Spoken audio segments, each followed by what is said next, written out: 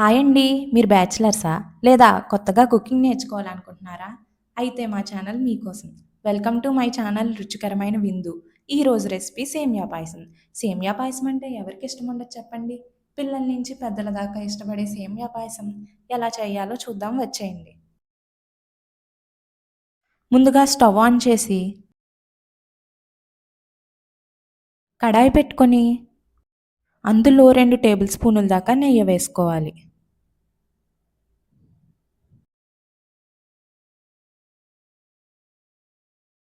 ఇలా నెయ్యి కరిగిన తర్వాత సన్నంగా తురుముకున్నటువంటి బాదాం, కిస్మిస్, కాజు అన్నది పావు కప్పు దాకా తీసుకొని వేయించుకోవాలి.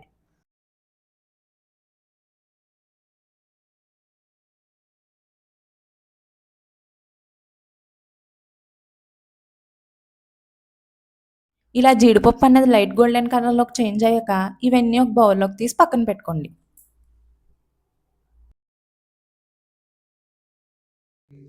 తర్వాత అదే కడాయిలో ఒక టేబుల్ స్పూన్ ఘీ వేసుకొని, ఒక కప్ సేమియా యాడ్ చేసుకోవాలి. ఒక కప్ అంటే 100 గ్రాముల సేమియా. వేయించుకునేటప్పుడు లో ఫ్లేమ్‌లో పెట్టి వేయించుకోవాలి.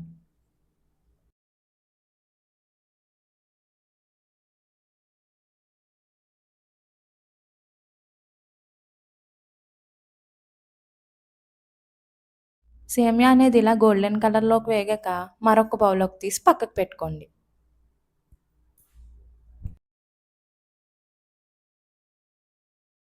అదే గిన్నెలో మనం తీసుకున్న 100 గ్రాముల సేమియాకి అర లీటర్ పాలు, అర లీటర్ నీళ్లు యాడ్ చేసుకోవాలి.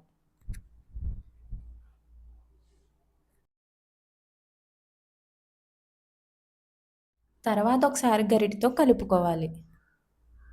ఇలా పాలన్నది కాగడం మొదలయ్యాక మనం వేయించి పక్కన పెట్టుకున్నటువంటి సేమియా ఈ పాలల్లో వేసుకోవాలి.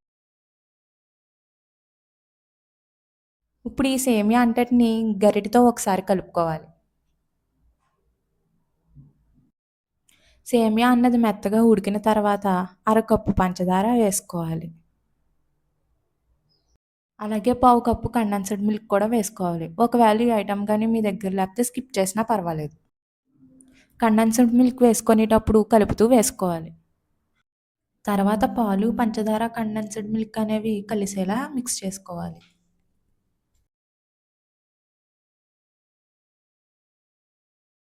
ఇలా మొత్తం పూర్తిగా కలుపుకున్న తర్వాత ఒక టేబుల్ స్పూన్ యాలకుల పొడి వేసుకోవాలి. దీనిని కూడా అంతా ఒకసారి కలిసేలా మిక్స్ చేసుకోండి.